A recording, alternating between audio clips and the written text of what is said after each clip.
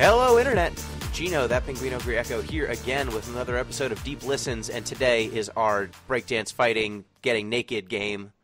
Today's Bayonetta. We're all naked in honor of the podcast. You guys can't see it. Breakdancing right now. Take our word. Actually, the better our arguments get, the more naked we get. So it's really important for us to have long, uninterrupted chains of monologue. That's kind of how I am in my real life too. So really, nothing's new here. Just gonna say, the show, you're not supposed to talk until I introduce you, but I'll allow it this one time. Okay. And that, I mean, they know we're here. They do. 3 years, man. Just in case anyone, maybe we have a new listener this time, and this, we've got new listeners, and they're confused. I'm saying this is just gonna ruin more. Who are these people? They're very confused. They if were they're thinking new listeners, they don't know who you are. They were I guess I didn't. No, did I say I introduced myself? I'm just trying to call doubt into your Don't do that, little mind. Because my introduction is all autopilot at this point. I don't know what I'm saying. I know for certain. You gotta start over again. I hope you know that there's been times that I've re-edited parts of your intro because I've just chopped off one other show and put it on the front. You never know. Are you joking? Sometimes it sounds bad or it gets all glitchy and stuff. Oh, wow. Well, if you, listeners, can spot the times when our show has had a different introduction, go right ahead. I am joined, that first voice you heard was Billy Mummy Rothert.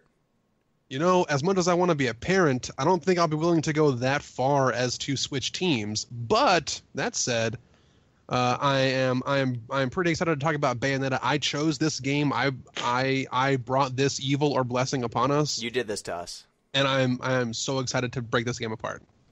And we are also joined, as always, by Pete, my father, Busby. That's a really good nickname, but it would be really unfortunate if people actually had to call me that all the time. Yeah, you have to say what's it. My father doing for the weekend? Hey, everybody. Dad. Bayonetta, interesting game in its way. I don't know if that's good or bad, but I'm really excited to talk about it. I think it's going to be interesting. It does a lot. It does a lot. It does Bird. a lot. I got a bird fact this week. Oh, thank goodness. Yeah. So it's about the common swift. Ooh. So swifts are actually super cool birds. They do this huge migration, and during it, they can stay airborne for 6 months straight. They actually sleep while they're flying. What? They just catch little insects in the air and stuff. Yeah, they sleep while they're flying. 6 months, they don't touch the ground. It's nuts. That's awesome. I saw a loon recently. Loon? I think it was a loon. It was a big bird. It was a big diving bird. Loons? No, loons. They're they look diving like birds. Cool duck. Yeah, they're like sweet ducks, sweet big ducks. Cool looking bird. Okay, nice. Yes, very good. And speaking of bird facts, congratulations, your Philadelphia Eagles. Philly, Eagles, Eagles. Way to burn your city to the ground. Oh man, it's cut Thursday when they have the parade. It's going to be great. Like there will be deaths. I'm guessing. I would assume. I'm glad we could, save the nation from the scourge that is the New England Patriots. Yeah, I was really rooting for the Philadelphia Not Patriots. Yep. We are the nation's team, the Not Patriots. Yep.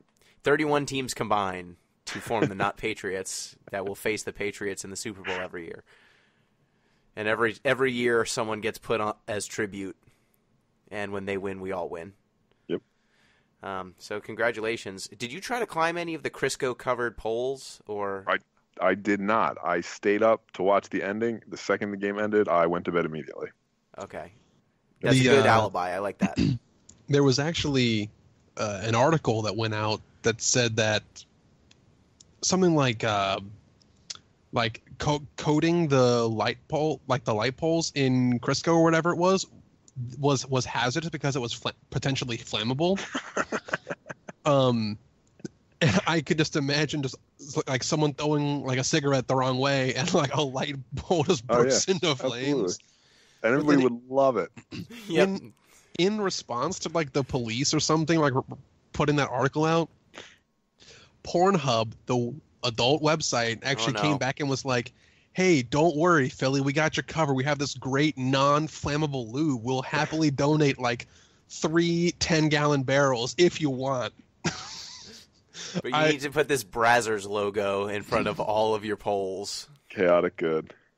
I mean, that's honestly the definition of chaotic good. Pornhub, there you go, guys. Chaotic good. I love the idea. So it was great because first they did Crisco 2 weeks ago, and then this week for the Super Bowl they put hydraulic oil. So it was a stronger lubricant because the Crisco could not dissuade those who would climb. Couldn't stop us. But like people didn't climb the poles now; they just tore them out of the ground. Yeah, this time they were like, "Fuck, fuck going up. We're going down." Yeah, we're taking the whole city's going down. And I also love that they found the surfaces that were not Crisco'd, that were not lubricated, and they climbed those instead. Yep. Like you didn't grease the gates of City Hall.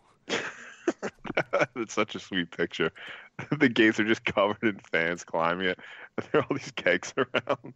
Yeah, and you know, it's the sort of thing where it's like, oh, that's good-natured fun, but also they broke a bunch of windows and stole a lot of shit and flipped some cars, and it got dark quick. Yes. So, congratulations, Philly, staying on brand. Yep. Way to stay on brand as a city. Speaking of staying on brand, it's feedback time, and just in case we have an email from Superfan Kyle staying on brand. And if you want to sound like Superfan Kyle, you can reach us at DeepListensPod or at ThatPinguino on Twitter, deeplistens.libsyn.com. We've got our comment sections and deeplistenspodcast at gmail.com. And you could sound something like this. Hey, Deep Crew. Wanted to toss in my 2 cents to the brothers' conversation regarding the ending because it's basically the same thing that happens in the anime, Gurren Lagann.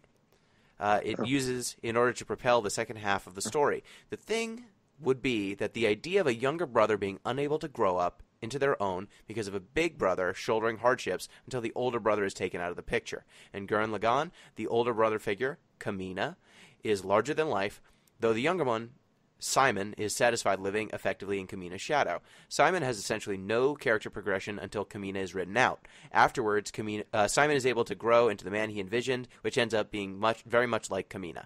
In Brothers, I see the younger brother's self-sufficiency after the older brother's death as a parallel to what happens in Gurren Lagann. The younger brother is growing up and into the shoes that the older brother has left him to fill. I imagine that the younger brother looked up to the older one as some kind of role model and seeks to emulate them, which is why the younger brother starts to use the older brother's controls. He's literally growing into the space. Perhaps this is hopeful thinking, speaking as an older brother, however. Regarding the idea of mixed-gender siblings, it seems to me like the crux of Pete's argument is that the game would inherently have to convince the audience that an older sister, for example, was willing to fill the same gender role as the older brother is assumed to fill simply by being an older male. If this is the case, I agree, but I don't think it would be particularly difficult to do a gender swap. Thanks for the great podcast, as always, Superfan Kyle. So I think the Gurren Lagann piece is spot on. I think that's what they were going for. Yeah, it's interesting, too, that it's an adopted brother figure in this case. Not adopted as in, like, you know, formal adoption, but they're not actually brothers. I think that actually makes it more interesting in its way. Really? I have not watched Gurren Lagann. Yeah, I haven't finished it, but he basically falls down a hole and meets the guy. Oh. I actually planned on talking about Gurren Lagann for Bayonetta a little bit, just for scale purposes, because a game like Bayonetta, as we're soon to break down, has to just get more and more and more extreme, and at some point you have to get universe-sized extreme levels, and likewise, Gurren Lagann eventually had like a robot the size of our solar system or galaxy or something. It just they had to just go huger and huger and huger, and there was so much spiral power. It was unreal. Yeah, and I like the idea that at a certain point you start fun-sized, and then by the end of it, you're way past. Is it supersize? Supersize? Is that what the McDonald's people used to ask? Yeah, supersize, right? Yep. Now they have like family baskets too. What? Yeah, like in the state college McDonald's, you can get multi-portion baskets. Gross. Yeah. I guess that's favorable to the bucket. It makes sense. Like if you get like a bunch of dollar menu cheeseburgers, you could just get like a basket of fries to go with it. It's economical. Okay, that makes sense. That's better. I just imagined, maybe I'm just cynical, but I imagine at some point you just order troughs. Can I get one hammock of chicken nuggets, please? I would like one family trough.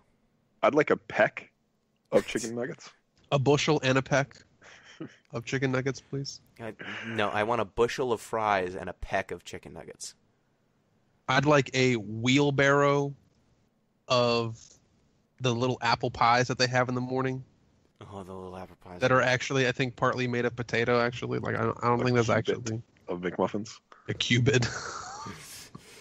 And that's been our odd unit of measurement minute that we have on every show for all of our new listeners. Yeah, a recurring segment we have. Mm-hmm. So, remember, if you want to get in touch with the show, please do reach out. And now it is time to talk about Bayonetta.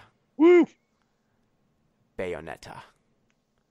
What do you... Wowzers. Billy, what's a Bayonetta? So, kids... All right, when a mommy and a daddy love each other very much. When a mommy and a dad love each other. Actually, that's kind of how the story goes. So we are introduced to the story of Bayonetta. First thing we have to talk about is that this game is a spiritual cousin of every Devil May Cry game. Yes, by it Platinum is essentially, Games. Yeah. It's the same thing, really. Published by Sega, Platinum Games. This is an out there 3D action Devil May Cry-like. So, that being said, if people are familiar with the Devil May Cry universe, this also has sort of a fictional, religious, but sort of a dark, religious, soaked world that is sort of the home of the story. Like in Devil May Cry 1, it was this random place called Malay Island that just was on the map somewhere and had huge religious implications across the world. And this place, you go to a place called Vigrid, I believe it's called. Yeah, Vigrid is some sort of fictional, hidden away city that is very, very close to to one of the realms of existence. So one of the central conceits of Bayonetta is that there are 3 primary planes of existence. There is essentially heaven and hell and purgatory, and they call them Paradiso and Inferno and Purgatorum or whatever they're called. Purgatorio. Purgatorio. It's Dante's. Yeah, we've all seen that sort of song and dance before. But where does Bayonetta fall into this? So in the world of Bayonetta, there were these 2 groups in the ancient times of the Bayonetta storyline. There were these 2 groups. One were called the Lumen Sages, and they were Latin for light. Right. The Lumen Sages, and they were the supporting cast of Earth dwellers that worshipped the light side of this 3 plane existence. And the other side were the Umbra Witches. Latin for shadow. Mm-hmm. So they were the supporters of the dark side of this. And back in the day, old school Bayonetta timeline, things were good. They were at odds, but both groups were healthy and strong. Over time, war breaks out, and the Lumen Sages all but exterminate the Umbra Witches. At the very beginning of the game, we see that Bayonetta has been resurrected, brought back to life, and this creepy Italian character is sort of Enzo. It's sort of like you call him by his name. I don't know. You wouldn't call him a MacGuffin. He's like the person who just overtly explains, "Hey, you're here, and you don't know why you're here, but we're on an adventure together, and that's what this game is about." Yeah, he exists to advance the plot and to be Joe Pesci. Yeah. So the actual story of Bayonetta revolves around her as the, purportedly last Jedi? Umbra witch. Excuse me. The last Umbra witch in existence. And there is this plot that seems to be brewing to resurrect the creator of all of this, Jubileus, the creator, and she's trying to stop that and be like, nah. So, from that, we get the storyline of Bayonetta. She is on her quest to seek what is called the left and right eye, which are two pieces needed to bring back this Jubileus kid. And she fights a bunch of weird bird angel things, and she breaks dancing, gets naked and stuff. Yeah. Worth mentioning, Bayonetta was developed by the same person. Directed by the same person as Devil May Cry. It's Hideki Kamiya. He also did Beautiful Joe and Okami. So you mean like real good games? Yeah. The very flashy action games, most of them one dude. He did Okami too? Yeah. Directed, he's not the sole developer, but interesting. He has an aesthetic. He does. We actually talked about that in the VJ episode because people thought that Okami was too easy. People thought Beautiful Joe was too hard. And maybe Bayonetta is like just the right level of difficulty considering it comes from the realm of Devil May Cry, which is ostensibly like one of the hardest games around. And then its easy mode is just too easy to even be fun. So yeah, and Bayonetta definitely has a lot of the same critiques that we leveled at Beautiful Joe for like leveling for the scoring system and how it treats. I think it's definitely better about its easy mode, easy, very easy, and normal. It is less dismissive and shitty about you picking an easier option than Beautiful Joe was. Though Bayonetta is shitty in different ways. But yeah, it's definitely harder to advance in Bayonetta if you are less skillful. But that's we'll get to that, I'm sure, as we talk about the gameplay. So, first thing that jumped out to me with Bayonetta, it is pretty intense, and it starts intense. You start the game, I think, in free fall, fighting on a clock that is falling through the sky. It's a broken clock head, yeah. Mm-hmm. Yeah, you're falling on a broken clock head through the sky, fighting angels, and the game doesn't tutorialize you on controls. It's just like, this is happening, go. It gives you basically infinite health and mana and everything so that you are in a safe place to kind of mess around with it. Weird game that also kind of did this, super throwback, like one of the like OG like Lord of the Rings games, like on the GameCube and PlayStation did something very similar to it, where they just like you were like Isildur and you were fighting infinity orcs and goblins and you could just run around and basically touch all the controls for a bit, and then once you had done like one of everything, they said, okay, great, you know how to play the game now. Good luck. Devil May Cry 3 does something slightly similar. Like, it starts in a bar fight against a bunch of demons. It's not exactly the same, but that's rad. That's the other thing. Yeah, Devil May Cry 3 is similar. Yeah, I do remember that. You basically can't die. They just like teach you how they just give you a safe space to mess around and play. But in terms of just like setting off the tone immediately. Oh, you know what this game is. The first level, falling through the sky as you're attacked by enemies from all sides, is pretty. Yeah, it's hard. It's amazing that it goes higher after that, but that is the way that it starts. Yeah, that's just the appetizer, bro. It starts all the way up, and it just goes more up. It's shit. What's that line from How I Met Your Mother? I don't know. It's like when he makes the sound. Never mind. All I was thinking of was that song All the Way Up. It's all peak. It's something like that. Nothing can stop me. All the way up. Yes. But that is where Bayonetta starts. And after that flashback fight sequence, you are basically introduced to Enzo, the Joe Pesci substitute. And you're in a grave, and Bayonetta is dressed as a nun trying to bury... Let's be frank here. Would sexy nun be acceptable? I mean svelte, maybe. Yeah, like it's lithe. It's the most form-fitting habit I've ever seen. I'll phrase it that way. It's very inappropriate for a funeral. Yeah, we'll say or that just much. for a nun at all. But that's true. I don't know too many nuns that wear jumpsuits.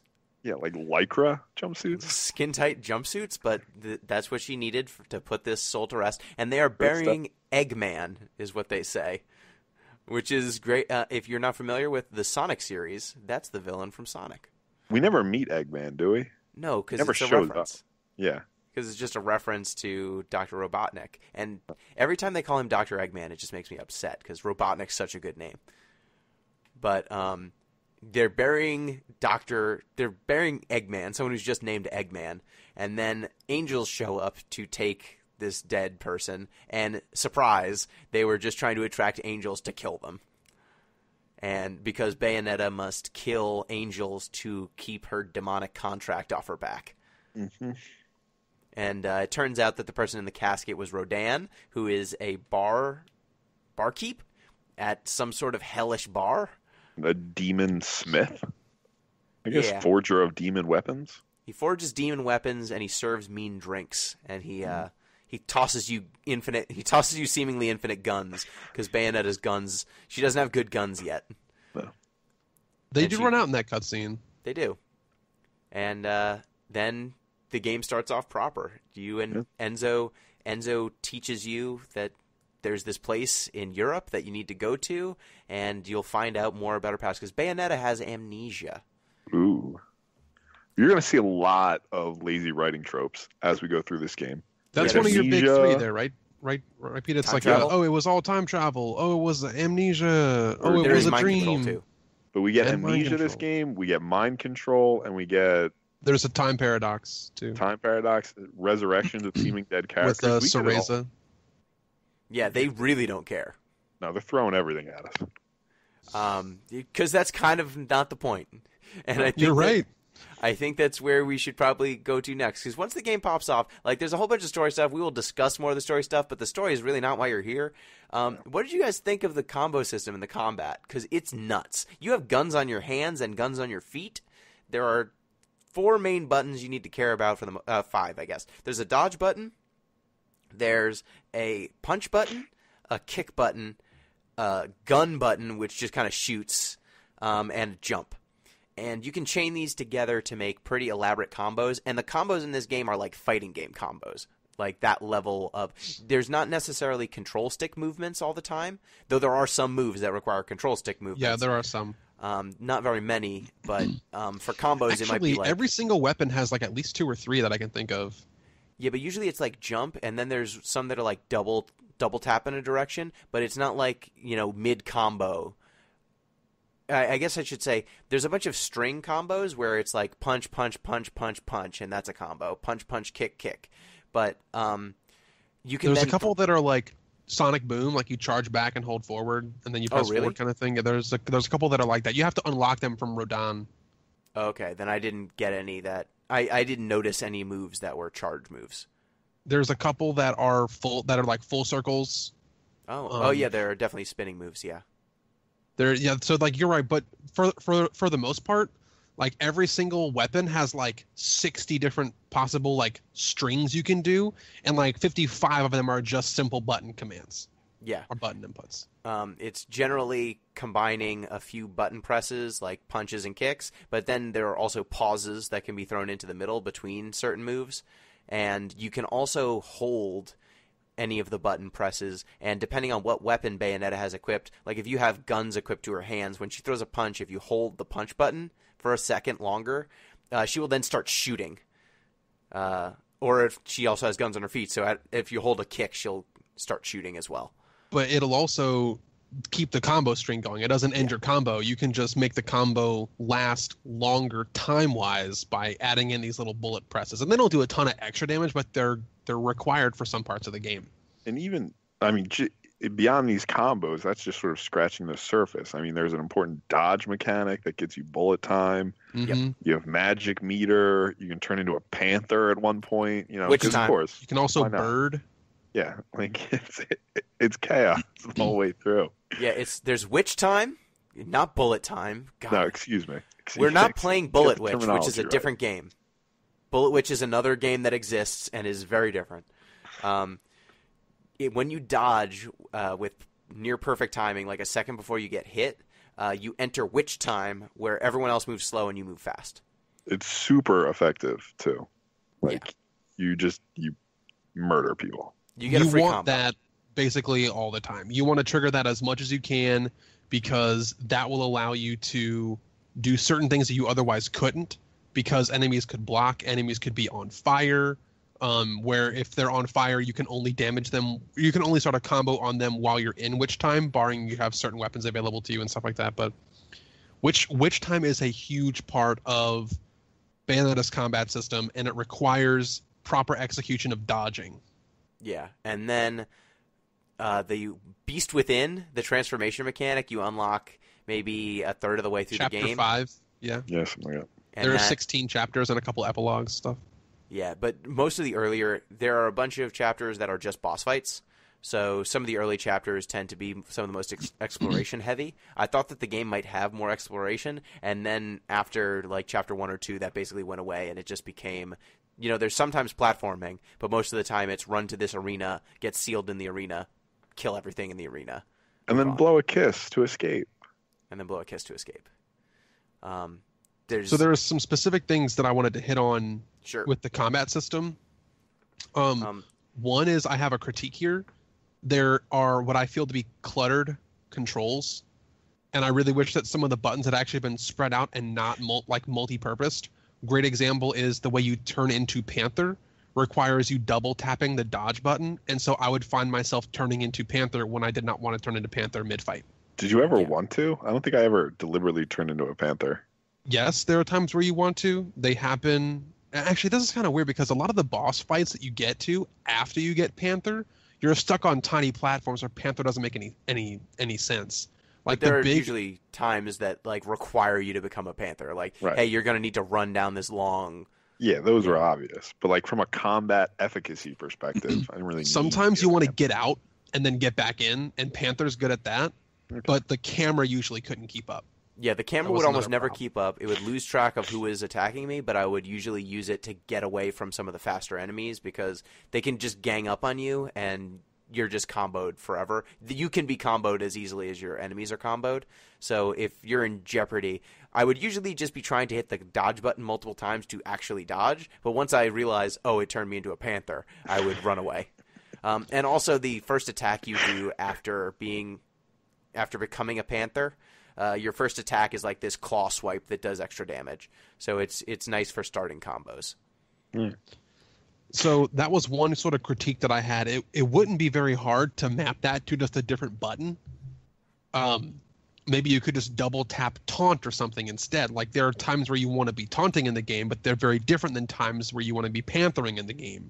So mixing those two things together could have been a much different gameplay experience. I wouldn't have found myself messing up Panther mode.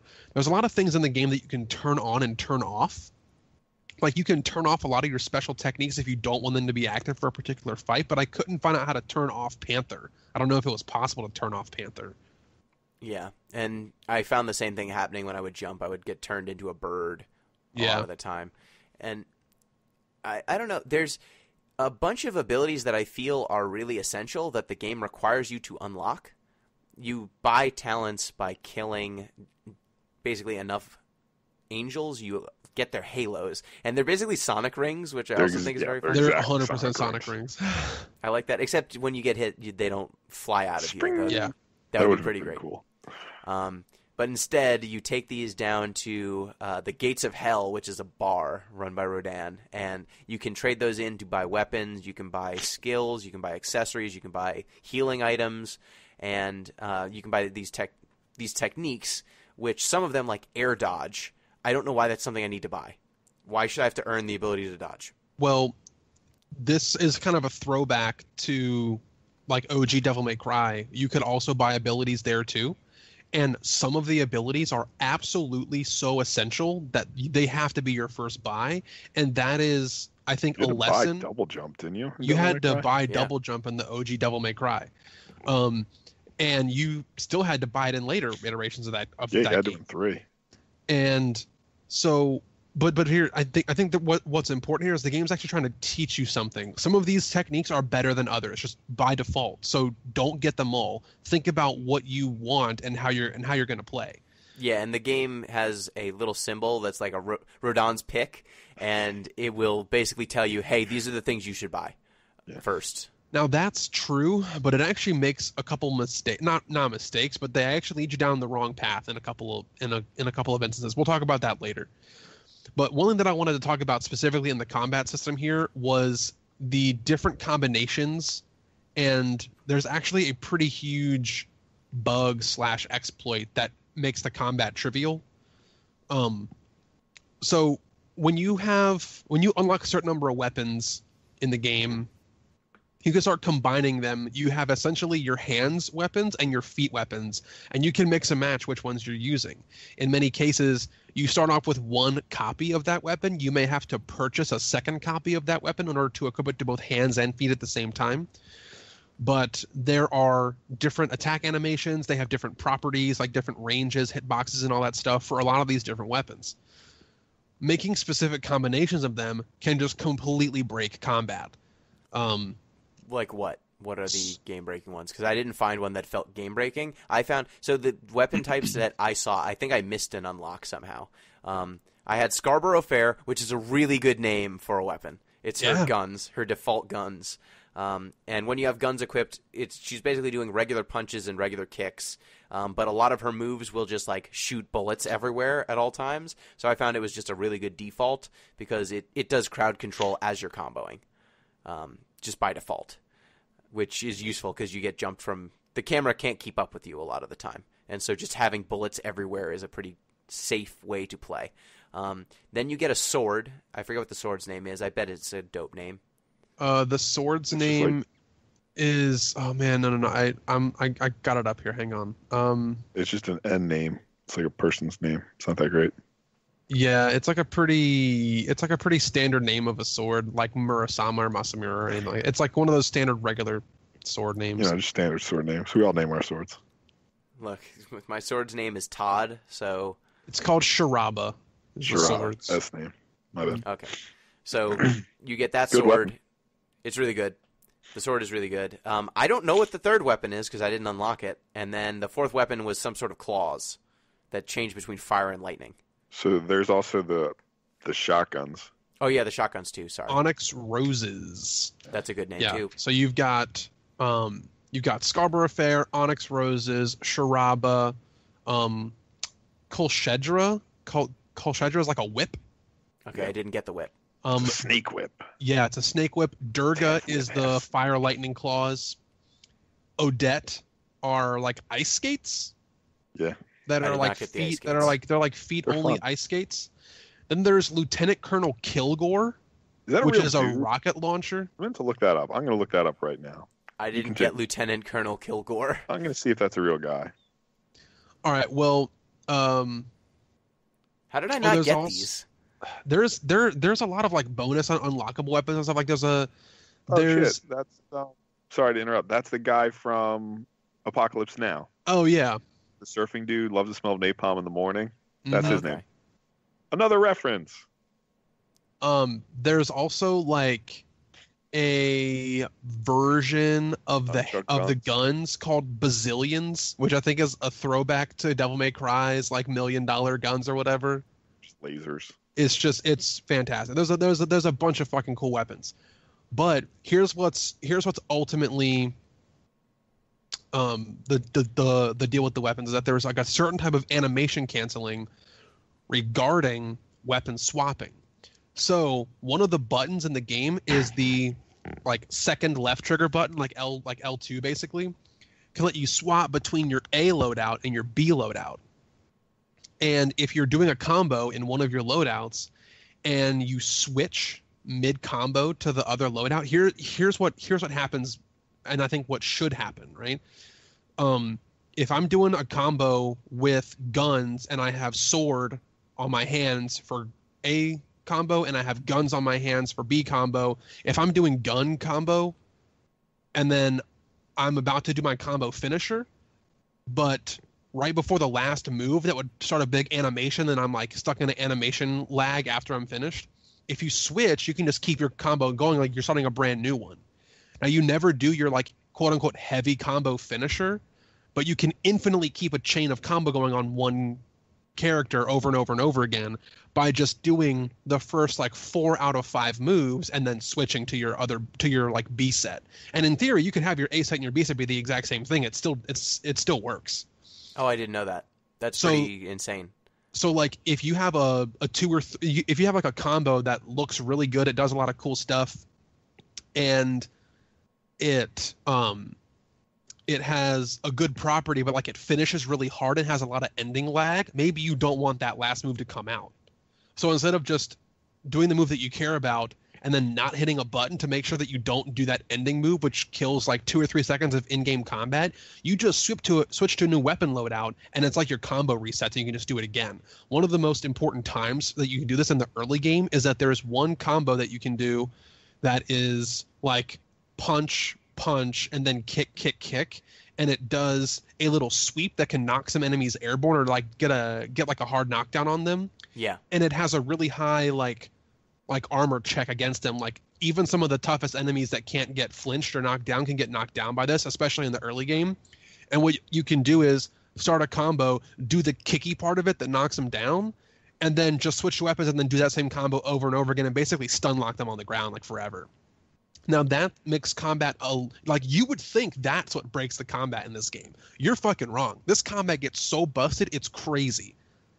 Okay, so I actually stumbled upon this glitch myself, and then I looked it up and verified it. And when I found the glitch, I wasn't even doing the quote-unquote good glitch that makes the combo really broken. So I had the Durga weapons equipped, which are the lightning hands and feet, and the fire. Sorry, yeah, the fire ones are shit. You never use the fire ones. The lightning ones are where it's at 100% of the time. And you put the lightning weapons on your feet, and when you finish your basic like punch, punch, punch, punch, kick combo, four punches and then a kick, you do this like sort of Chun-Li style like lightning kick move. Lightning legs. Like yeah, you go for some lightning legs. Great, right? Well, I wanted to do that and then just see if I could cancel that into something else. Well, I sort of did, but what happened was the combo finishers for both sets came out at the same time.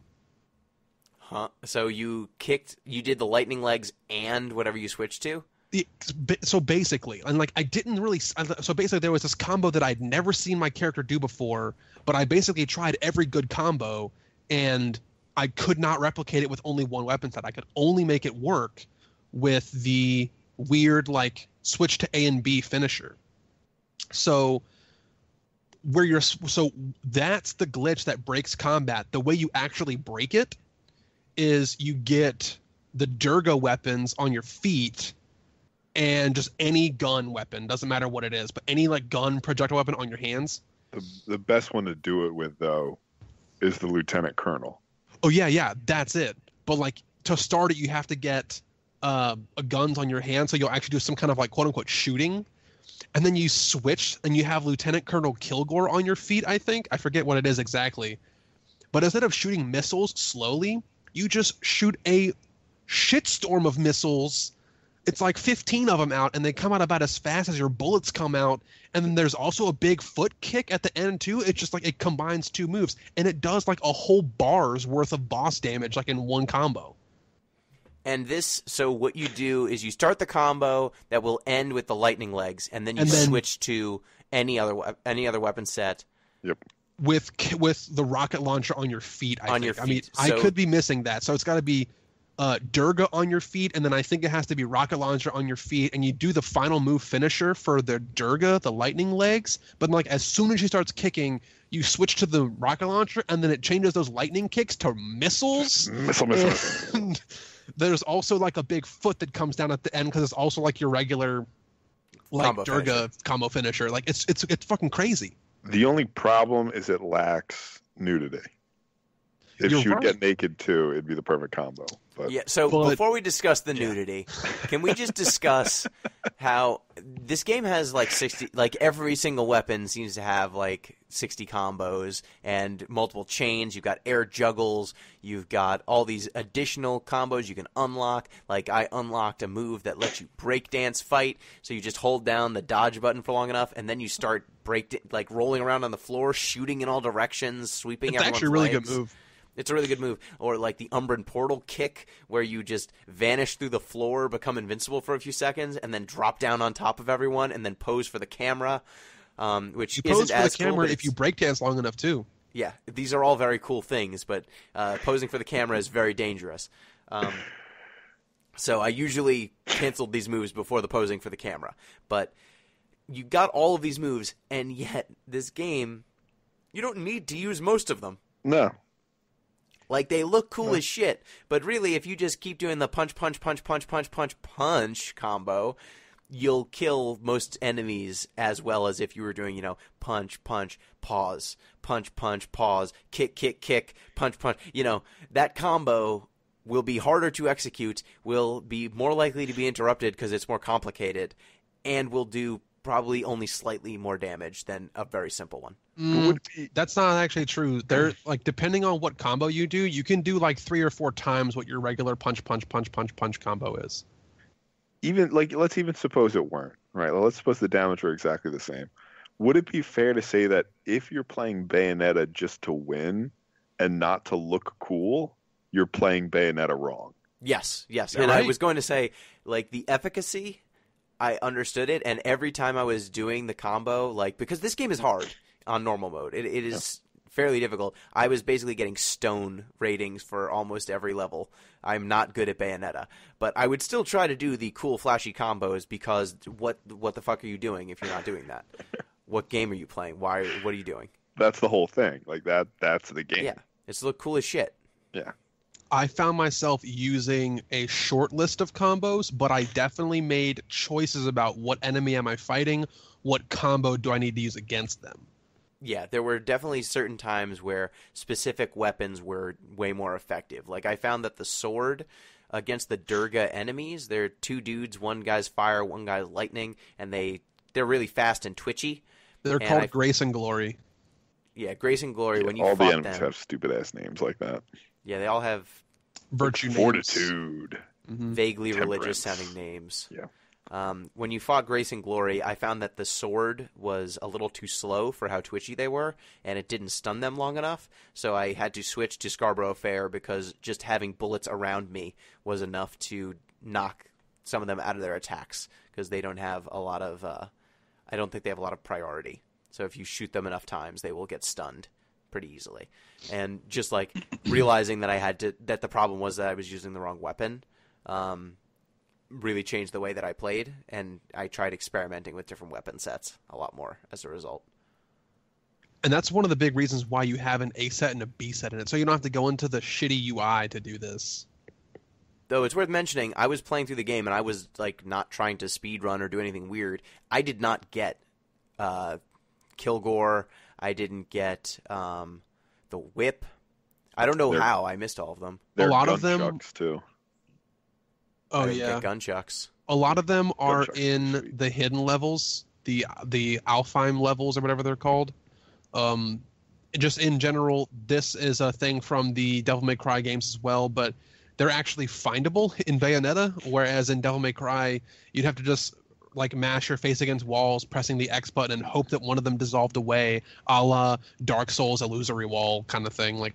You just had to kind of hope that you bumped into some hidden room. But here, there are these little glowing portals on the ground that take you to a challenge chamber where there's no penalty for death. You can retry infinite times, but they give you some challenge, defeat the enemies in X time limit, or stay in the air for 40 seconds, or So another standard Devil May Cry sort of very feature. standard Devil May Cry challenge room. A lot of those rooms give you the missing half of your LP that gives you weapons. Oh, okay. Weapons are unlocked by finding a record, an LP record, and you give it to Rodin, and he goes and plays some music, and then he goes, he apparently goes and fights and beats up some demons, and then he brings back a weapon that's made out of their soul. It's always the same animation though. It's annoying. Rodin always yeah. comes back bloodied in exactly the same way. You're right. I was hoping that it would be different. Right. It's not. Yeah, I did not. I only found Elfheim once, so that was kind of a bummer, and I didn't do well enough to get, I guess, the part of the LP I needed. There's one in every chapter, so you can I found it definitely once find them. in 16 chapters. So, wait, there's one in the boss chapters too? Well, not in the the ones where it's only a boss and that's the only thing you do for the whole chapter. No, but there's one in any chapter where you can basically walk around. Okay, then I did a bad job of finding those. A lot of them require. I mean, a lot of them are required just basic game sense. Hey, look, I'm at the end of the level. What if I went back all the way to the start? Oh, look, it's there. Oh yeah, of course. Because a lot of times you'll just have to trigger a specific fight, and then beating that fight will make the Alfheim turn on in some other part of the level that you passed. Just walk back and you'll get it. Just a little bit of backtracking will get you most of the Alfheims. What What a great level design. Well, Like the one that I found was actually a branching path. It was one of the second or third to last levels, and I was on a plane, and like the Elfheim is past like some rotary blades, and I needed to use witch time to get through them without getting hurt, and I got to that one. But all the other ones I guess they're not just. I guess you were backtracking, and I was not backtracking. Yeah, I was I was always exploring, moving forward, and I would find some of the Umbran witch graves by exploring or like going someplace that I thought was just a little bit outside of the beaten path, and that made sense. But backtracking was not a thing that I ever thought to do because the game gives you really no reason to. Well, one thing that's nice and a big difference from other games made by the same director is that so like you get a scoring system in this game where you can get like an basically A, B, C, D, F score. Their iteration of it is gold, silver, platinum, no, pure platinum. No, there's platinum and pure platinum. I know. Yep. Pure platinum, platinum, gold, silver, bronze, and then stone. Stone, which I really didn't like that Enzo, the Italian guy, was stone, but I understand. I mean, he's obviously the shittiest character in this whole game, so... Yeah, fake Joe Pesci is not. No respect. No. He says fucking forget about it. Can we talk about that for a second? No. Well, look. Just forget about it, Gino. Look, I'll admit Enzo is a racist caricature. That goes without saying. But is Joe Pesci too? Joe Pesci's his existence, yes, is a like racist character. Joe Pesci himself seems like a racist caricature. Yeah, so, I mean, he's just Joe Pesci, and I had to make sure that it wasn't Joe Pesci voicing him. Right. It's a pretty good impression. It's a pretty good Joe Pesci impression. I just, as an Italian person, as a person of Italian descent, I've made peace with the fact that I will only ever be seen in a video game as a mobster. Or a plumber. Yeah, you got Mario. And Luigi. Yes, I get that their names are Italian, but nothing about them in any way other than their mustaches, the presence of hair, and their names. Otherwise, there's like nothing going on. There is in Super Mario 64 when he says "It's a me, Mario." Like yes, that's racist too, but racist in a recognizably Italian way. In a branded way. In a way that they could trademark. Before we went on this Joe Pesci diatribe, I love Enzo and I hate Enzo at the same time. Great. So what I was getting at was every chapter is subdivided into these little verses, these little scenes. And there's actually no gameplay difference between them except maybe a cutscene here or there perhaps. But you get scored on each fight you trigger. It's possible to miss a fight. You could just not walk up to that trigger and you can miss a fight. So at the end of the level, you'll have one missing from your score, which will count against you. But it actually doesn't care about how long it takes you to finish the entire chapter. So like between each of these verses, you can explore all you want. And that's actually good in some cases because you'll find the Alfheims and you'll find craftable materials for a crafting system that is just completely useless in this game. I mean, it's honestly horseshit. I would like to talk about the crafting system and the item system once you're done. Yeah, so I liked that this was a gameplay change from the old Devil May Cry games because in the OG Devil May Cry, you had to make a choice. One, I'm either going to find all of the like stones and pieces that give me more health and mana that I need to be good at the game, or I get a good score and get money to buy moves like double jump that are so necessary. You cannot do both in all Devil May Cry games unless you have already played the game and know where everything is. In Bayonetta, they don't penalize you for exploring the world unless you're doing it mid-fight, which you shouldn't be doing anyway. So once the fight's over and you get your little discrete fight score, you're free to explore out your own free will with no penalty for time. Yeah, and So navigating around, I did appreciate that, and it was a nice indicator that I'd missed things when I saw gaps in the score at the end of the level. But the crafting items and the item system in general, I think it's kind of ludicrous that this game penalizes you for using items at all. That's actually really... That's Devil May Cry. That is Devil May Cry science, 100%. So that's just them being true to themselves. I understand that that's a design aesthetic that they've chosen for themselves, but the idea that they've gone out of the way to make all these items with effects, and if you so much as use them, you will get a worse...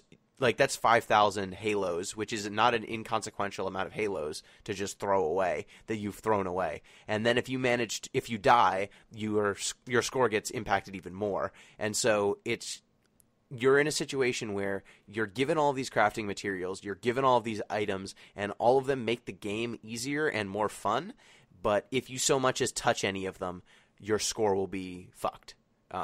There's no way to get a perfect score or even a very good score if you touch these items, which I think has a kind of perverse incentive for a newer player. And it's, to be fair to say, these games don't care about that player. It seems like Hideki Kamiya's games have pretty much never given a rat's ass about a new player who's not. Okami was down the for exception. This. Yeah, Okami was trying to be more Zelda, but his games mostly just say, fuck you, do better, which is fair. And I think if you don't care about the score and you engage with the item system, which towards the end of the game I was like, you know what, I don't actually. Yes, I am Enzo. I am he. Give me my stone score.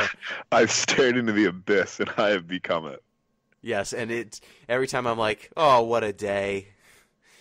And so I just accepted my fate. And once I accepted my fate, the game was a lot more fun because those items are cool.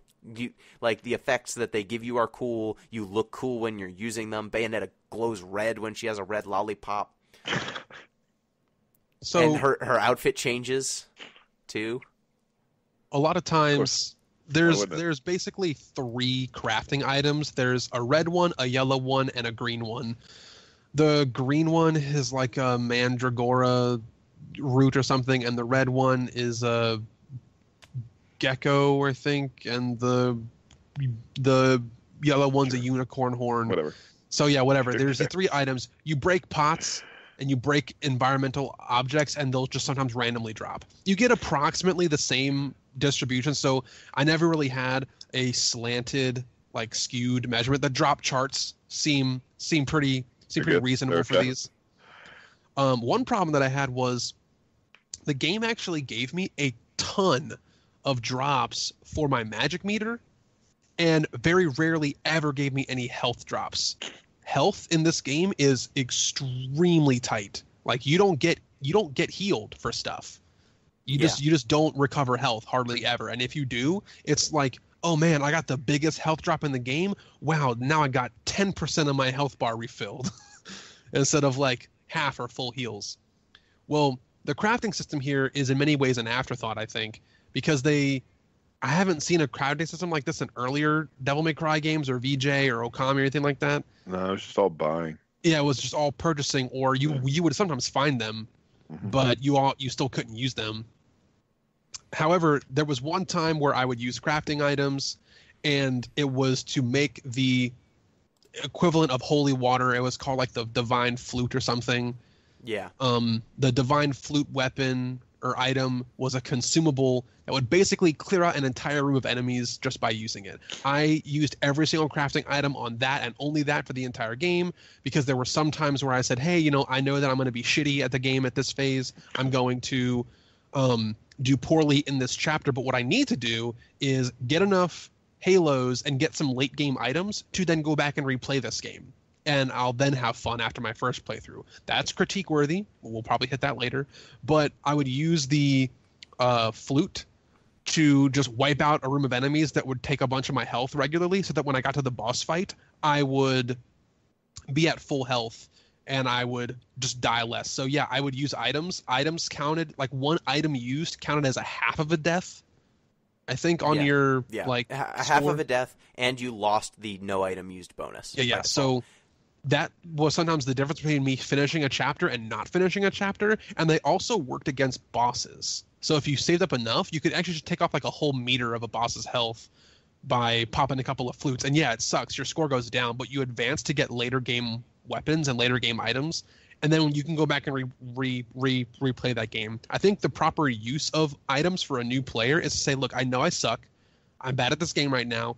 I want to get to the end game so I get good weapons and items, and then I can go back and replay the earlier levels, and now I can have fun again. Yeah, and it's this game has a lot of replayability built in, but it's built in terms of you're going to fail a whole bunch, and then you're going to get. It's not necessarily there's a little bit of the Dark Souls. You're getting better. It's not the items that are getting better. You're getting better. But it also has some legitimate, like, no, these weapons that you get later are better than the ones you started with, and by going back, you're going to be better equipped. So you're both getting better at the game, and the game is getting simultaneously easier. And it's kind of odd that some of the things, like the items that you get, the weapons, those are considered fair game, using late game weapons, or just getting strictly better weapons. That is fine. But as soon as you buy a red hot shot, which revives you, or something like that, that is taboo. That is something you're not supposed to use without suffering a score penalty. Now, and I understand it from like a design perspective. They are trying to get you good at the combat, and those weapons are an essential part of the combat. And so I understand why there's this distinction, but I think that it unfairly stigmatizes a entire subsystem that is, I think, essentially made for new players. And so it's odd to penalize them for using a system you built for them to get them through this sort of thing. It's an odd tension, and it's extra odd to me considering the punishment for dying is the same punishment that you get for using items. Like if you bought a red hot shot, which is something that revives you when you die, you get a half death penalty just for using it, just for dying. So if you died, you would get a full death penalty. But if you die and then use this item, you get a half death penalty, which I guess is slightly better, but not that much better.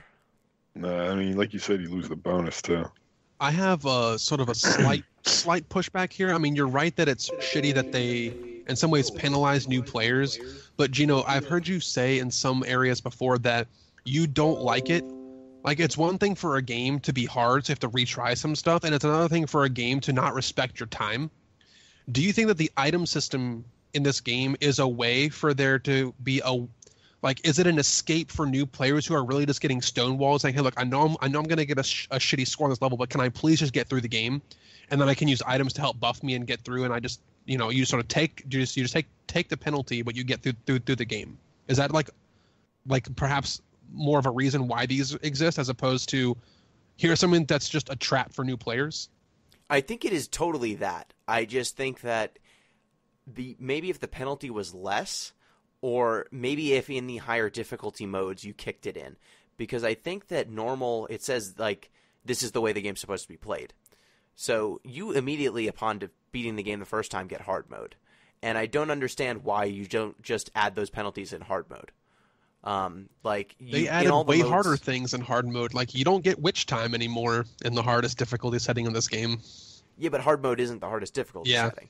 So if you had just all of the versions that you can play straight out of the box, right? All the ones that you can play on your first playthrough, if those did not penalize you as heavily for using items, because I didn't play easy, I played normal. But just a quick question: do you know what the hardest difficulty setting is named?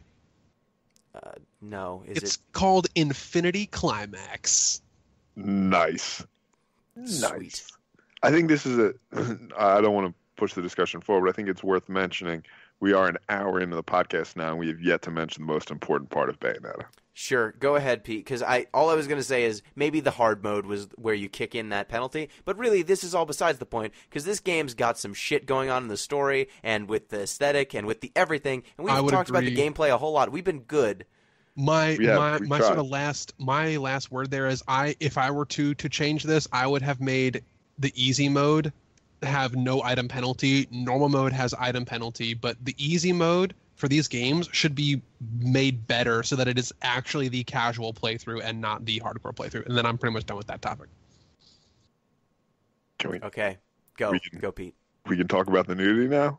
Yes. Oh my God, thank God. Okay, so look, I wasn't dying to talk about the nudity as if like I'm titillated by it. I'm not. It's it's video game nudity. But the overall aesthetic of this game is absurd.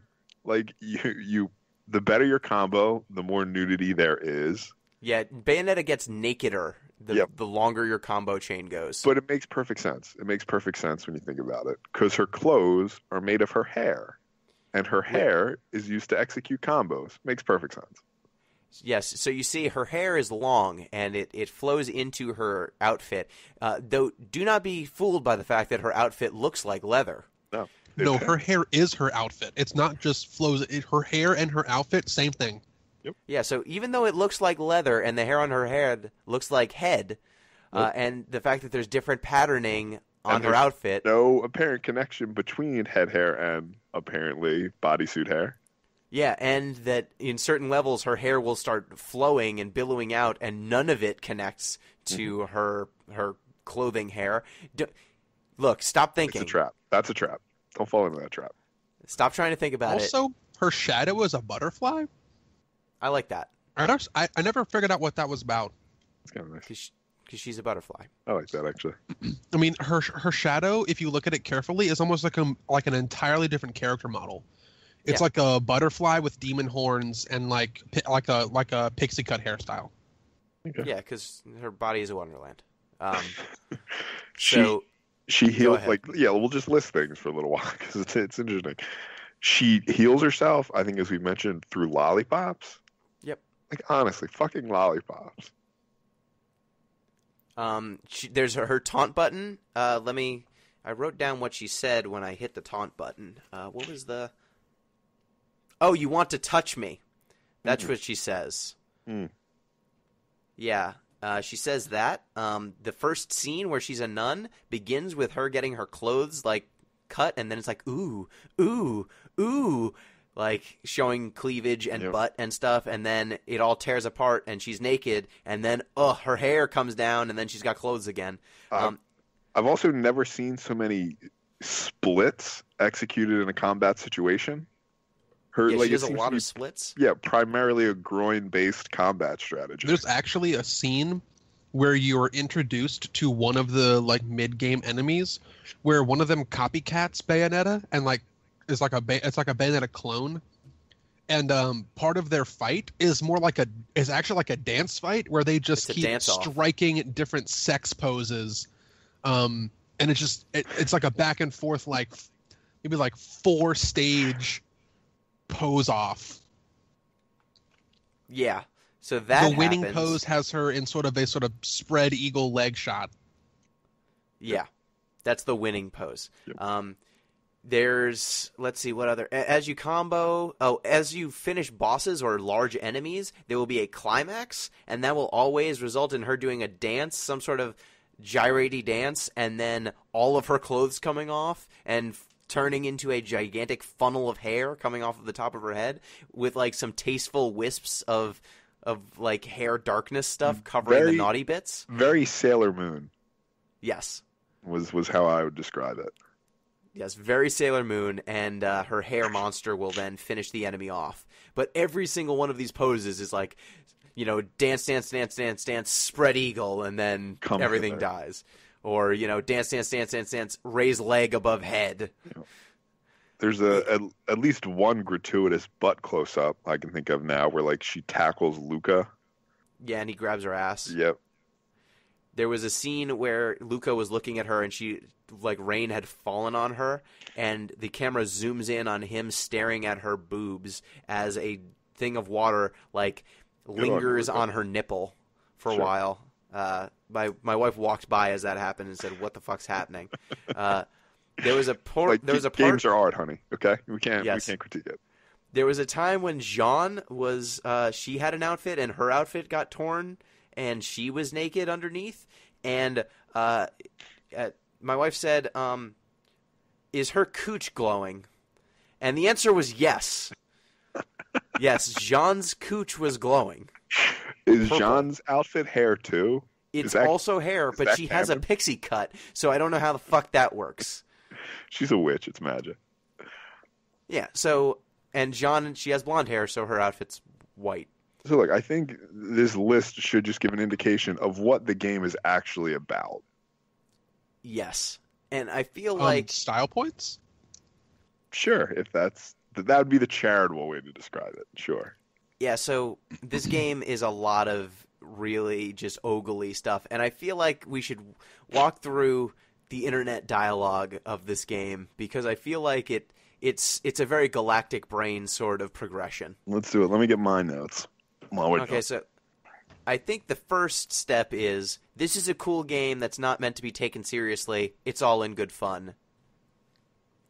Enjoy. And then I feel like parts of it are, sure. That's fine. Yes, Yeah, that is. it is Just quick interjection here. That's where I would stop this argument. Personally, that's where I would stop this argument.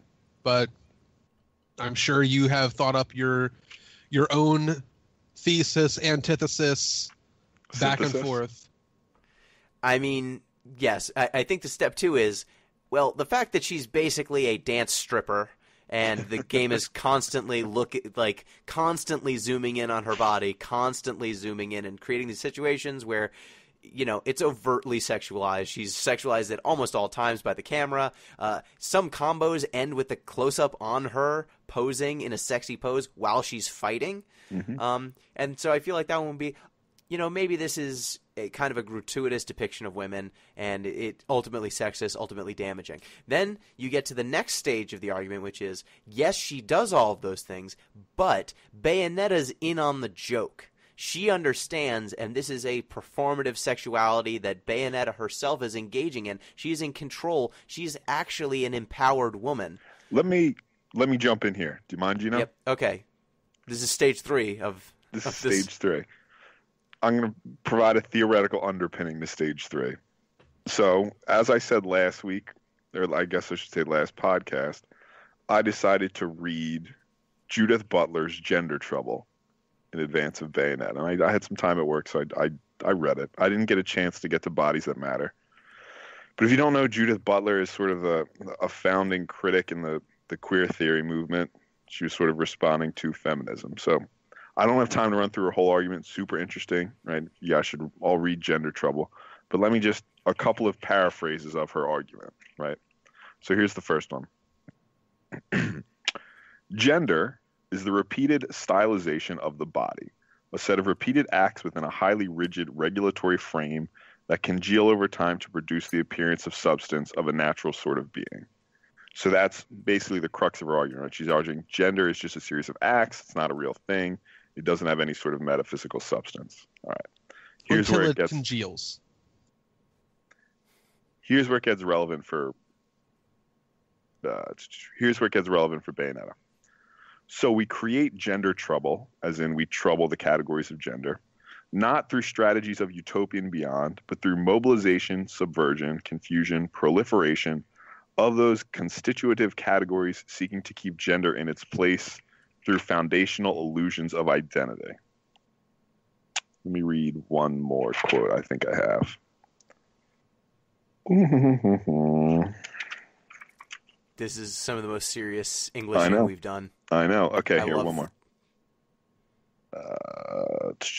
This is where the deep comes and deep listens. Replication of heterosexual constructs in queer frames, and she doesn't mean necessarily queers and strictly, gay, but it could be just sort of non-heteronormative. In queer frames shows the utterly constructed status of the heterosexual original. So gaze to straight, not as copy to original, but copy to copy. So that's the idea, right? Judith Butler's making the argument that you have to make these sort of subversions, proliferations, confusions within the categories that already exist. So if you want to make this sort of third frame argument, the question is Bayonetta mobilizing these categories, right, these sort of traditional markers of femininity, let's say, in a way that's subversive, that's confusing, that disturbs the categories themselves? And I think the answer is very clearly no. No, I think it is, not, if anything, So I feel like the argument that the most compelling iteration of the third argument in this chain is, she is very much lording her sexuality over characters like Luca and other characters. It is always in a playful manner, and none of the characters ever get the upper hand on her. Mm-hmm. So she always comes away the victor of each of these exchanges. It is a sort of dominatrix role where she is toying with these characters, dangling her sexuality in front of them, but never giving it away, which or being dominated. Maybe. But that's But she's not supposed to give it away to the characters. She's supposed to give it away to the player. Yes, and everything is for the player ultimately. Yeah. And I feel that then there is the stage 4 argument, which is the one that I tend to come down on, is yes, she is this dominatrix character. Yes, her usage of her sexuality is very weaponized. It's literally weaponized. She's very much in control of her situation. She's got these empowered. She's cool as hell. Like, this game is really cool. But ultimately, this was a game made by a dude who has a long track record of making hypersexualized men and women. Like, Dante is hypersexualized as well. This is kind of his, where Hideki Kamiya's aesthetic tends to land, are these super cartoonish representations of masculinity and femininity. And so saying, yes, this character is one of those things, but this time it's not as grotesque or exploitative, I don't see it. I'll throw her one more lifeline. All right, this is the best I can do using Judith Butler to help out Bayonetta. I'll read one more quote. Construction of stable bodily contours relies on fixing sites of bodily permeability or impermeability. So you need to have sort of a stable body to maintain these gender binaries. Sexual practices that open surfaces / orifices to erotic signification or close them reinscribe bodily boundaries on new cultural lines. So sort of if we have alternative sexual practices, that helps change the way we look at the body. I think the closest you can get for Bayonetta is saying her hair could constitute one of these new orifices.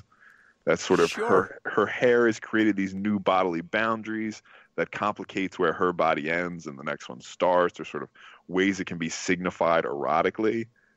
That's the best I can do. I'm still not really happy about it.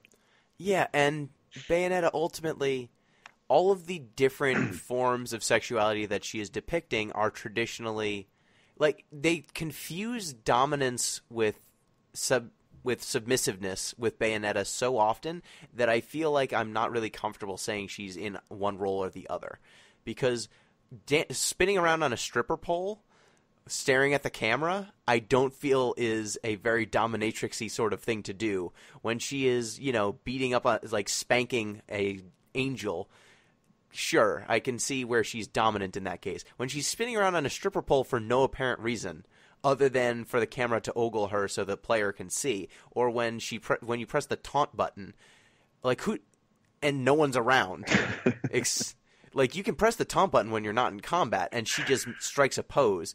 Like, when she stands still, it looks like her back is broken. She has both of her legs crossed, and her arms are splayed all the way back so that she is simultaneously pointing out her butt, her breasts, her head is, like, at a weird angle, and her, like, posture. It's ludicrous. Just her standing, her stable, normal animation is ludicrous. Yeah.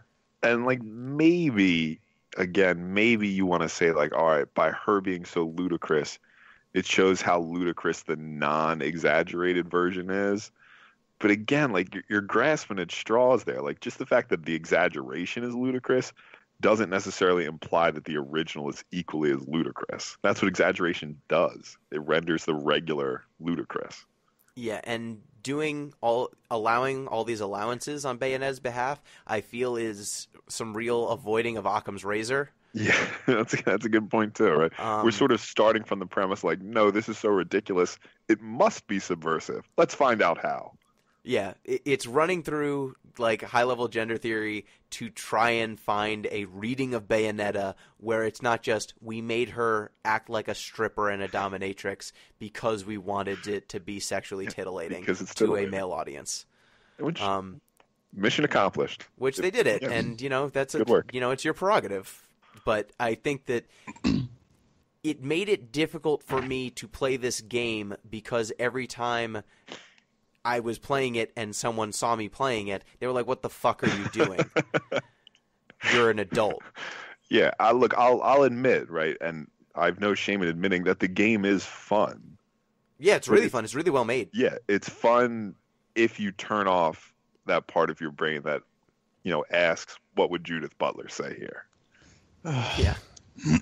That part of your brain where Judith Butler would not, I think, have very kind things to say about Bayonetta, but I don't think she'd play it, honestly. And I think it's also backed up by the fact that Bayonetta as a character, like all of the characters in this game, are so thin. Like, from maybe 5 minutes into the game, or maybe 10, half hour, I think I knew where the plot was going. Oh, yeah.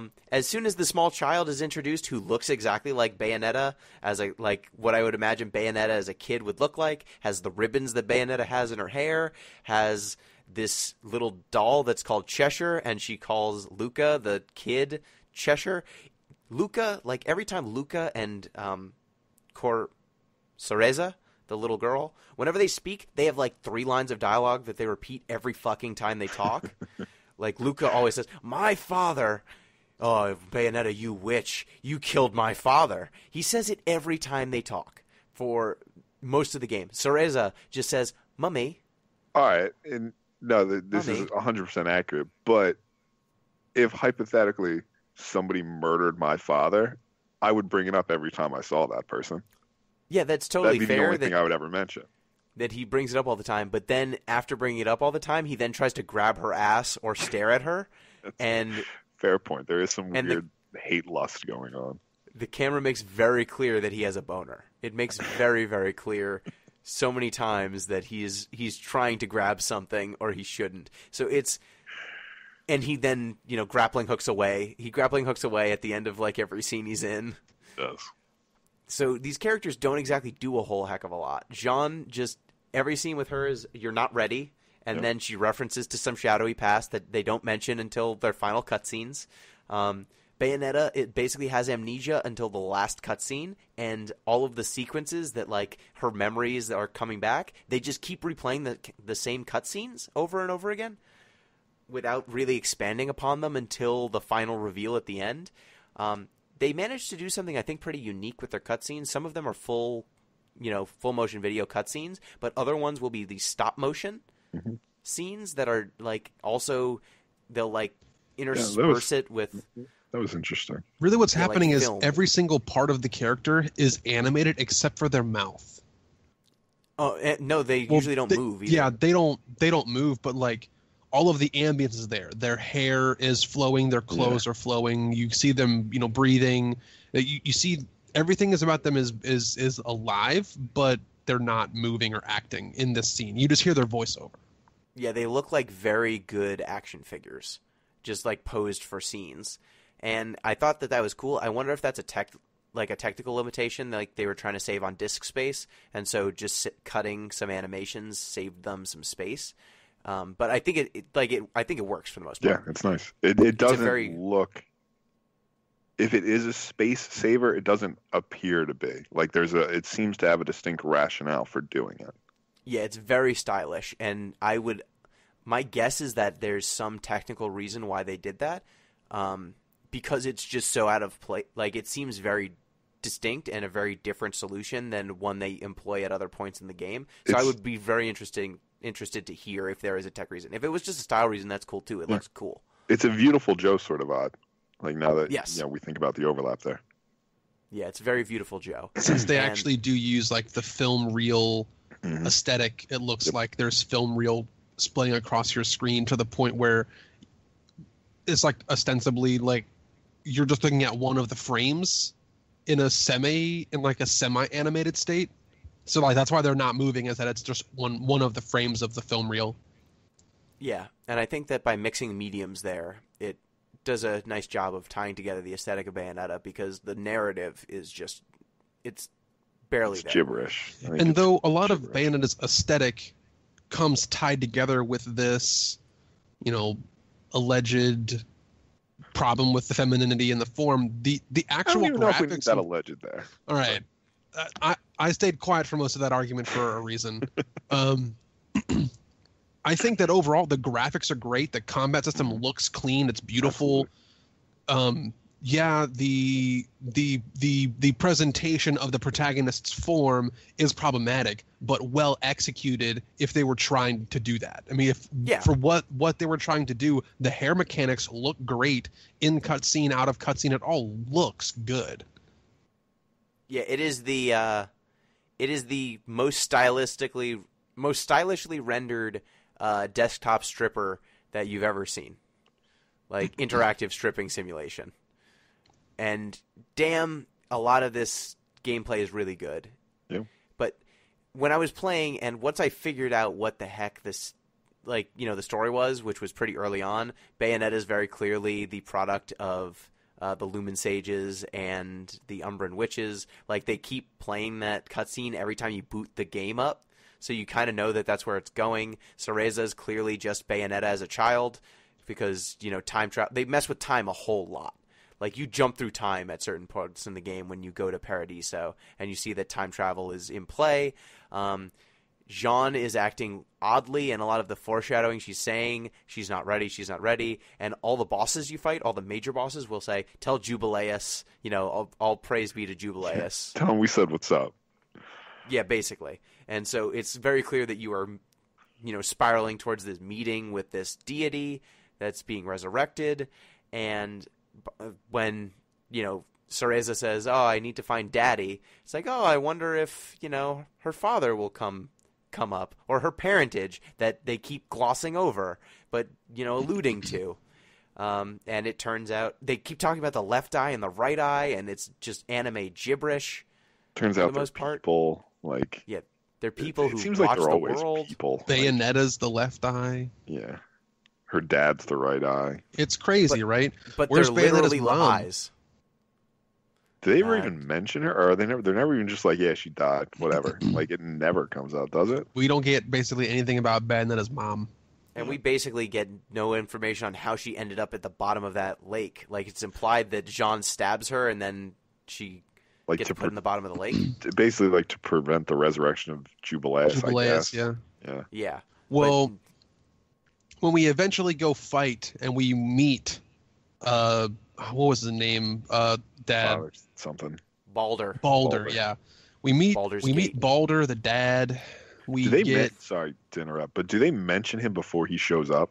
Yeah, No. they do. Like a little bit. Okay. Like that he exists. But he just sort of like drops. Well, if you read Antonio's journal, it talks about him quite a bit. I didn't play Bayonetta to read. You're right. But that's beside the point. When you eventually do meet your dad, it's on some like giant statue of Jubileus or whatever that takes a hard Final Fantasy VIII turn and just gets shot into space. And so now you're in like space mode Bayonetta, and it's space fighting. And to defeat him, I think it's worth mentioning, he gets punched into the sun by the Queen of Sheba, which is awesome. Yeah, you definitely, once he's revealed, and it's revealed that Bayonetta is the secret key. So I feel like, look, there's a bunch of anime bullshit to the story. The story's not, it's so besides the point. Speaking of which, we get to a little bit of Gurren Lagann here, because the entire story started huge and stayed huge and got huger in much the same respect as Gurren Lagann starts off with giant robots, but they have to make the giant robots get so big that they are comparable to the size of a galaxy. Yeah. God punching other galaxy-sized. Yeah, and the god of this universe got punched into the sun by another giant size of the world lady deity. You just... Yeah, and it's crazy. And you need to, like, the final gameplay, or some of the final gameplay of this game is directing the body so that it doesn't hit any of the celestial bodies between you and the sun. If you run into any of the other planets, the planet explodes, and then the deity comes back to life and comes and gets you. Yeah, like, we're not doing a disservice to the story. Like, this is it. This is what it is. I would like to, instead of that time where we would analyze the story and its implications, I'd prefer, can we just talk about the wildest shit in this game? Yeah, sure. So what of the wild shit in this game did you enjoy the most? I feel like we mentioned Angel Attack. You know, that was really what's it for me. No, we didn't mention it because it's not worth mentioning, but in between every level is like a really shitty mini game that actually has a decent in-game use. You just play like a crappy like shooter for a second, and you just shoot angels. And if you score high enough, you can get actually 2 really good items, which for no score penalty will slightly increase your health or slightly increase your magic. That's only in effect for the next chapter. I don't think a single boss fight went by too. I'm sure there must be a couple where you didn't like tear a limb off of somebody. Like you're constantly just ripping wings, arms, tentacles off all these monsters. Yeah, it feels mean at a certain point, and those enemies are bad. They start out looking like these giant deities, and then by the end of it, they are nothing but flesh, like pounded flesh. It actually started feeling a sort of brothersy way with the spider lady. Yeah. Like just ripping legs off of things. But I thought the missile, when the game becomes space harrier, so when you're on the motorcycle, the motorcycle is pretty great. Though I felt that sequence went on too long. Then the missile, when you're fighting on a missile and it becomes space harrier for a while. And then you have to fight enemies that board your missile. Yeah, you have to ride it. Or when you're fighting enemies on the cars and you're jumping around cars mid-drive. It wasn't fun to do that, but it looked wild and looked awesome. It's like they just like picked, they were like, we have all these cool set pieces. Like, shit, how are we going to tie this together? Like, just throw nonsense at it until we can just jump from scene to scene. Yes, and then when Jean drove up a rocket as it was blasting off to space on a motorcycle. Yep. Like, the explanation for how Jean survived missiles coming to destroy her, I think, was her motorcycle came and saved her. Yeah. I think every character except Enzo dies and comes back to life at some point in the game. Yeah. Every single one. Yep. So, like, some of this... Man, this game has a lot of cool moments. Man, it's stupid, but I'm okay with that. I think the one part of this game that I found a little bit... So, like, that's... I'm not going to say the one part. There was a lot of parts of this game that were fucking crazy. One time where I think they went too far and probably touched on something that's just not cool in a video game is there are these like brutalities that you can do, which in the game mechanics are really good and you need to use them. There's a lot of stuff in the game mechanics that we haven't talked about that I want to talk about, but we're probably going to run out of time. I'll wrap it all up into one, right? So we didn't talk about your like witch meter that you have. Your magic meter. You have a magic meter that gets built by dodging attacks and completing combos. And when you fill up one of your bars, then you can perform a like brutal attack on some of your enemies. It's called a torture attack.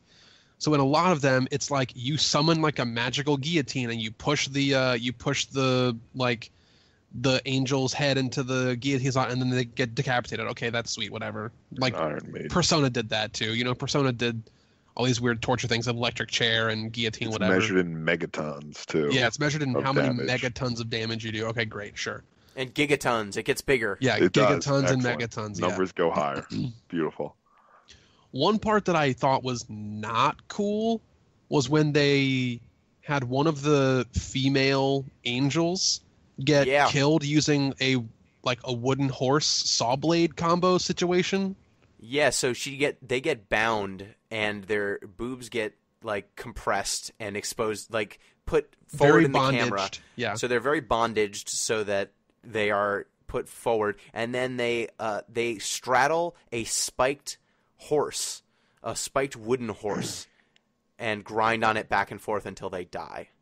They don't get saw bladed on it. They I think what's actually happening is Bayonetta is wrapping them up, and then like ultimately their like neck is restrained, and Bayonetta's got her foot in the spine, and she's like cracking their spine, which is more it's more like what was that game that Xandra played with us? Oh, Oni? Oni, yeah. Like you crack spines in Oni. You're basically just doing that, but like that was just a little bit crossing the line for me. That particular brutality. I agree with you. I will say it's close to a historically accurate means of torture. Yeah, I mean there was an actual device called the Chevrolet or whatever it's called. Not Chevrolet the truck company, but Well, it's derivative of cheval, which is the French word for horse. Yeah. So, like, I agree with you completely over the line, and there's a whole bunch of torture methods they could have used instead of that one if this was the route they wanted to go. And they used them on all the other enemy types. Guillotine, hanging, drawn quartering, just like getting Iron crushed Maiden, by like a vice. They had all kinds of stuff. And yeah, sure. Yeah, rack. Throw in Spanish horse, I guess, but it's just that it's not that a coincidence one was that like the- hypersexualized. Yeah, it's not a coincidence that this violence on on the one female-looking enemy was sexualized in that. That was like specific way. specifically like fetishized a little bit too much for me. I think it's not the part that it was brutal or painful looking. It was kind of like fetishized. And there's people have had similar complaints actually about the new Tomb Raider reboots. Is that a lot of the death animations for the Tomb Raider reboot games could be seen as like a weird like fetish for some people, and so they shouldn't have made them as like graphically realistic, because some people that are into death and violent and grotesque like adult media would find it too stimulating. And in this case, there's like a hint of that in this particular what's it called, torture attack. Yeah, I mean, I think it blurs the line between between violence and like sexuality. It sexualizes the violence in a way that, even though many of the combos in Bayonetta are sexualized, Bayonetta is the perpetrator, not the victim. Mm-hmm. When it's not the sexiness that's doing the damage. Damage is happening through magic, and she just happens to be striking a sexy pose. In this case, it's specifically dealing damage and killing an enemy in a way that in other context is a sexual fetish or like a sexualization. And that part I do have a bit of a rub with, because you shouldn't so easily mix sex and violence. Yeah. I that definitely jumped out to me too, and I saw that torture attack once and I was like, what the? Like, all the other torture attacks are played up for laughs for the most part. They're like, characters, it's almost slapstick. Yeah. Many of the angels are doofuses, and when you're doing the torture attack on them, they're like, "Oh, what's happening?" And then, you kick them and they're like, "Oh, no, no, no, no." And then, the move happens. But that one, the character's like bound and the camera like ratchets in, and then it just focuses on their struggle in a way that's very different. The part that kind of like hurt, like that messed with me the most, was in all of these other torture attacks, it just happens. It just starts. There's no there's no setup. Yeah, there's no setup. But for this one, you actually see the female angel character backing away and shaking their head, no, please, please don't. And that's a bit disturbing in a weird way. But ultimately, what's also at play here is we as players have been conditioned to not care about enemies that don't seem human. And so the reason why zombies and robots and monsters are so frequently the bad guys in games is actually so that people won't feel bad about playing them. We don't have any problem shooting the aliens of the Covenant in Halo. We probably should have more of a problem shooting humans in Call of Duty, but oh wait, they're of the enemy country of ours, so in World War II, the Chinese or Japanese and Russians and Germans and people, they were dehumanized. In this case, all the angels for the most part are these weird bird creatures, except for that one is a very human looking angel. I'm going to simultaneously bring up an argument and immediately disavow it. But there's an idea within the men's rights community that we've also been conditioned to see male life as expendable. So there could be an element of that at play. But again, I'm going to disavow that argument. One, because the source is completely reprehensible. And two, I don't think anybody really wants to bring up a case where men are the oppressed minority in history. Yeah, and I mean, I think in this case in specific, it's also worth knocking it down because many of the characters that have male traits, they are these bird creatures that look inhuman in many ways beyond the female character, who is literally, the angels start out as Bayonetta, literally a model of Bayonetta, and then is revealed to be an angel that still looks mostly like Bayonetta because it seems like that was the starting point. They're copycats of her. They use her weapons and stuff. And her moves. Yeah, they use her weapons and her moves, so they're, I don't know, that's probably and I know that I'm probably going to catch some shit for that being the only part of the game that bothered me. But I was pretty much fine with most of the other stuff, but that part was like decidedly different for me. Yeah, that's a legitimate that is the only part where to be bothered by. Yeah, absolutely. That's the only part where the violence, I think, is sexualized in that way. Mm-hmm. Like where it is perpetrated on, like when you're fighting those things, it's a fight. Once you've used the torture attacks, like most of the torture attacks are over fairly quickly, and they are played slapstick. That one is a case where it is not, and it's the only. It's also vocalized. The other ones really aren't vocalized either. The distinction's worth drawing too, like in Gino described. Like there are moments where Bayonetta is sexy in combat, but it's not like the violence inflicted on her isn't the sexual element. Yeah, it is crucially her ability. Different. Yeah, it is her ability to do this lunatic dance, while also being effective. That is where the power comes from. So I understand it, and I think that many of the other enemy types are intentionally made grotesque in ways that those enemies are not. They have stone faces like everyone else, but some of the other characters, I don't know, when you damage those angel ladies enough, do they like turn into weird grotesque monsters? Because almost all the other enemies turn into these flesh beasts when you beat them up enough, and I don't remember what those ones look like because you don't fight them as often. Yeah, they come up pretty irregularly. Yeah, you only fight them like 4 or 5 times in the whole game. So. What was the most difficult enemy type for you guys to, like, I guess non-boss enemy type? The little shooty birds annoyed me. I mean, they weren't particularly difficult, but because I was using the sword so much, I didn't really like aiming and shooting them down. Yeah, I didn't like the shooty birds. I didn't like Glory and Grace and Glory.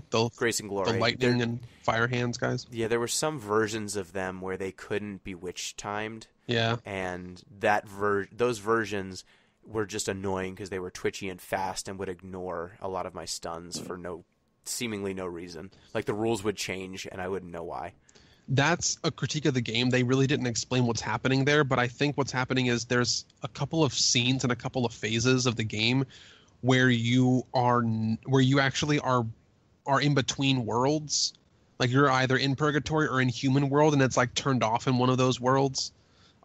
I forget the exact explanation, but there is an in-game explanation for that. I just forget what it actually is. I think it's because like there's a whole part right when you meet Cereza where you can't go witch time either, and it's because you had to go to a different plane of existence to get her and then bring her back, and until you went back to the plane of existence where you started the game on, you couldn't use witch time anymore.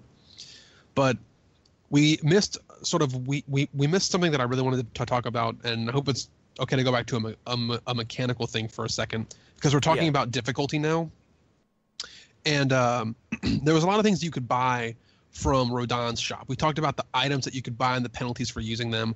We talked about the techniques that you could buy that change your combat. We didn't talk about the accessories at all. Yeah, those were all they seem very interesting. So I was able to get most, if not all of them, and there's a couple here worth mentioning. One of them is, I think, also another trap for new players, and it was fuck the name. It's the one that when you took damage, you triggered witch time. Yeah, I bought that first because Rodin said to buy it. That's actually a big mistake to buy, because I think it's not. It's a mistake, but like for maybe an unexpected reason. It's not. It wastes your magic. Yeah, that's what the real problem is. And then your bars go away. Yep. You can't save up your meter because if you so much as get touched, it will witch time and spend a bunch of your meter, and then you're stuck. So there's a bunch of accessories in this game. They do different things. One of them gives you you can spend meter to create a barrier around you. Okay, that's fine. That's pretty standard. One says spend meter to make multiple forms of yourself. Like you get a couple of little clones around you. That one's actually pretty good. There's a accessory that says if you taunt, you regain health. And that one, I didn't actually get it because it didn't seem like that seemed like a trap to me. But I wonder how much health you actually regain. Probably a marginal amount, probably one that doesn't actually help you that much. Two, if you have to, I wonder if you have to taunt in combat. You have to taunt in combat at some enemy. Okay. But a lot of the enemies will just stand there and idle at you for a bit. So if you get down to your last one, you could just taunt a bunch and regain all your health if you don't care about your time score. Mm-hmm. All right, but here's the ones that I really wanted to talk about. The ones that I really wanted to talk about were, what's it called? I really want to talk about what's it called. Fuck, I'm sorry. That's a bad name. All right. One of the weapons is named Pillow Talk, too. Yeah. Just throw that out. Celine's Light is an accessory that says when you take damage, you activate Witch Time. That one's bad because, one, it conditions you to take damage, and waste your meter. But there was 3 other items that I wanted to talk about. One was called the Evil Harvest Rosary.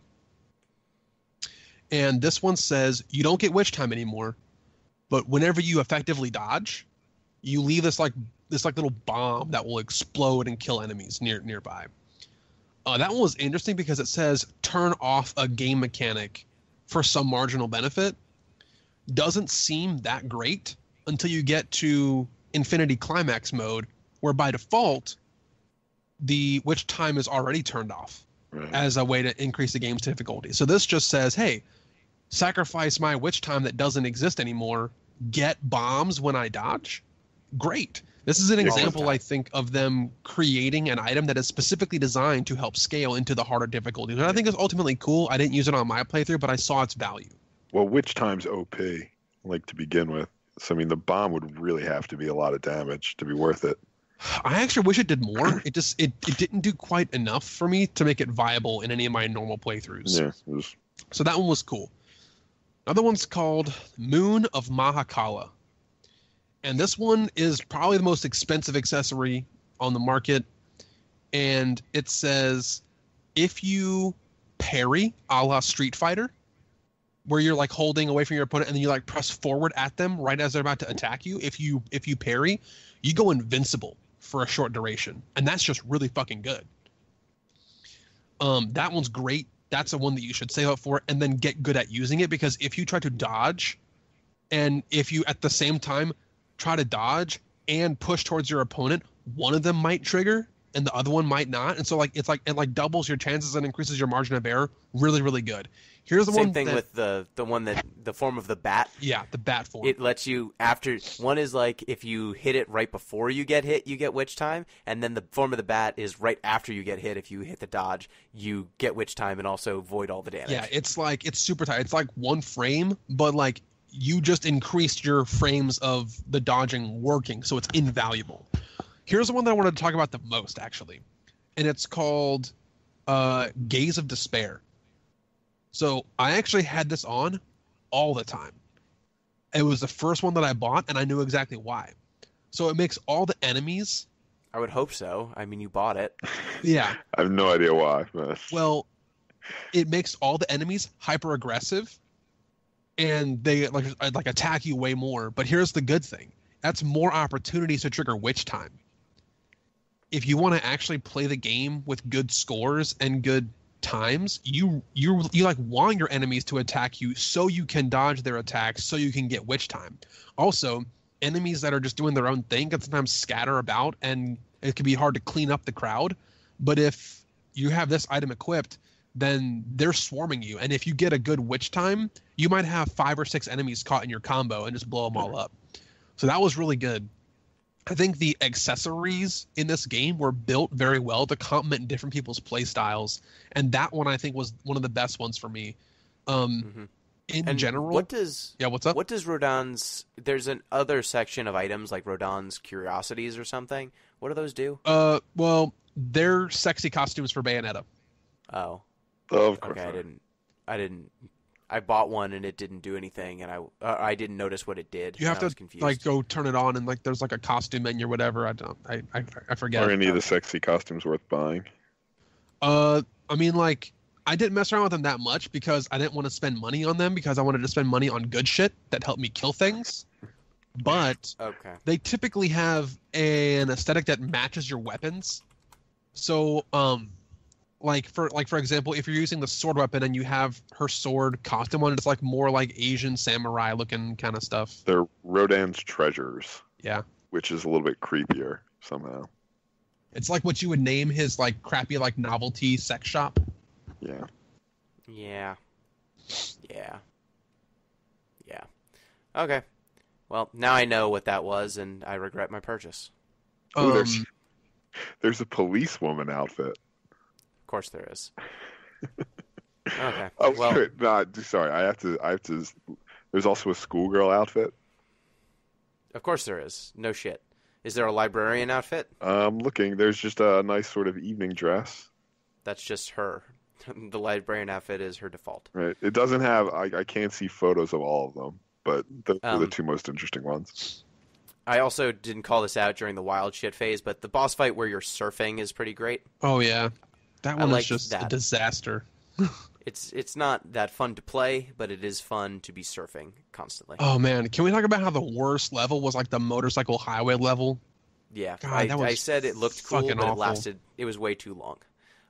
So I think that's all we can cover with Bayonetta. It's a good game. You should probably play it. Go in knowing that some of it will make you groan. Yeah, know what you're playing, but it is fun. I promised us the exact opposite of Brothers: A Tale of Two Sons, and I fucking delivered. You did. Did. You made good on that promise. You did. And did any of you watch after you beat the game? There's the scene in the credits where she she just strips. She does like a pole dance as the credits roll. She's just doing a pole dance. There's no anything else going on. There's no other context. Like they've completely dropped the veneer. They're like, yeah, she's just pole dancing. You got it. And then at the end, you unlock a video called, I think, Let's Dance Boys. And it's just Bayonetta dancing with just like the other characters standing in the background, just kind of like posing.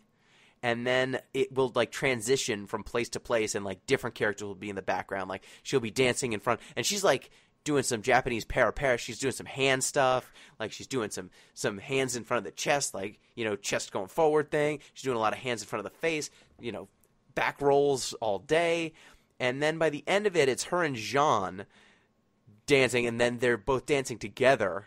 And like it'll transition between them and their normal outfits, and then it's their skimpy outfits. It's a weird fucking thing. I don't like it. Somehow it fits. It fits with all of it, but it was a weird thing when it happens. I just needed to say that this happened to me. It's just, it's Bayonetta in a nutshell, right? I mean, they could tack a little extra on the end, and they did. Why pass up that opportunity? So I am glad I played Bayonetta. It's been on my list of games to play for a while, and man, it is well designed from a combat perspective, and I think it's some of the most deep and interesting combat I've played in a long time. Mm-hmm. It manages to straddle the line between stylish and enjoyable and difficult. Like, I usually get really frustrated at games like this, like Fury, stuff like that leans even further in the difficulty. But I think that Bayonetta manages to be stylish enough and still have enough, just hitting buttons and having things happen.